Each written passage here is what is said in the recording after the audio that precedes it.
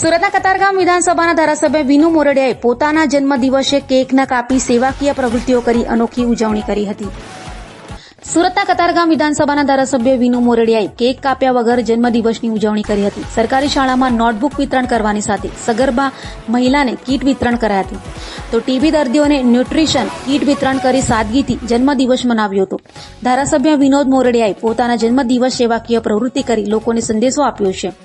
વડીલ વય વંદના લાભાર્થી સાથે જન્મદિવસ મનાવ્યો હતો.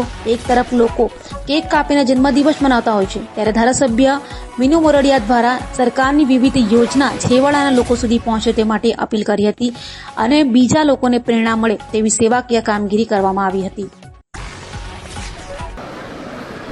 આજે મારા જન્મદિવસ નિમિત્તે મેં કેક કાપવાનું મુલતવી રાખ્યું હતું અને સેવાકીય પ્રવૃત્તિ જે સામાજિક સેવા છે, પ્રધાનમંત્રી નરેન્દ્રભાઈ મોદીના જે આહવાન છે કે આખો દેશ સમૃદ્ધ અને સશક્ત બને એ નિમિત્તે આજે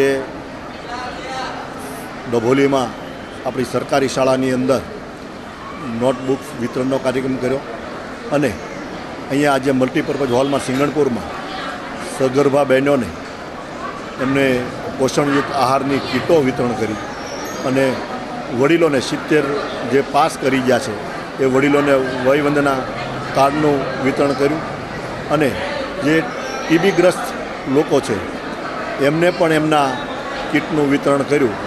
આ 3 પ્રકારનો આજે સેવાકીય પ્રવૃત્તિ અહીંયા મલ્ટીપર્પઝ હોલમાં કરવામાં આવી છે અને તમામ લોકોને ખૂબ શુભેચ્છા આપું છું અને ભગવાનના ચરણોમાં પ્રાર્થના કરું છું કે એમની તબિયત સારી નીવડે. એ જ આજના મારા જન્મદિવસ નિમિત્તે બધાના જ મને બ્લેસિંગ અને મને આશીર્વાદ મળે એ જ ઈચ્છાઓ સાથે જય હિન્દ. કેટલી ન્યુટ્રિશન કીટ વેચવામાં આવી અને લોકો જે રીતે જન્મદિવસ ઉજવો, તમે એક અનોખો જન્મદિવસ ઉજવો ત્રિવેણી કાર્યક્રમ. અનોખો કરતાં મને એવું લાગે છે કે મને જે મારા સંસ્કાર જે મળ્યા છે, જે પાર્ટીમાં મારા માતા પિતાએ, એ પ્રમાણે મને લાગે છે કે આપણો જન્મદિવસ ત્યારે તે ગણી શકાય કે લોકોના જન સુધી, છેવાડાના પીડિત લોકો સુધી એ સેવા થઈ શકે. અવિરત સેવા કરવી જોઈએ, પરંતુ જન્મદિવસ એક માધ્યમ મેં બનાવ્યું છે. વ્યક્તિગત મને કોઈ જન્મદિવસ ઉજવવાની કોઈ ઈચ્છાઓ હોતી નથી, પરંતુ એ નિમિત્તે આજે સેવા થઈ શકે વધારે એટલા માટે આજનો જન્મદિવસ ઉજવ્યો છે.